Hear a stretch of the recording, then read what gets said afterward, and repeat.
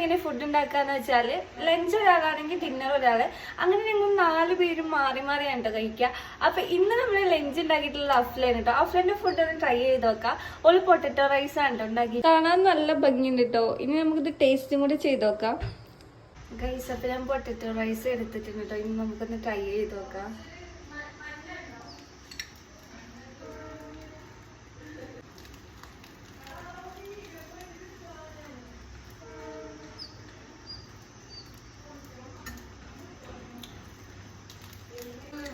സത്യമായിട്ട് നല്ല രസമുണ്ട് ഗൈസ്.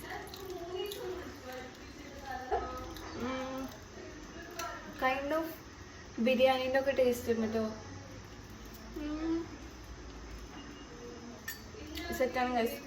ഗൈസ്, നിങ്ങൾ എല്ലാവരും ട്രൈ ചെയ്യണം കേട്ടോ. ആർക്കെങ്കിലും റെസിപ്പി വേണമെന്നുണ്ടെങ്കിൽ ഞാൻ അഫ്ലനെ കൊണ്ട് നെക്സ്റ്റ് തവണ റെസിപ്പി ഇടിപ്പിക്കണം. അപ്പോൾ ഇത്ര ബൈ.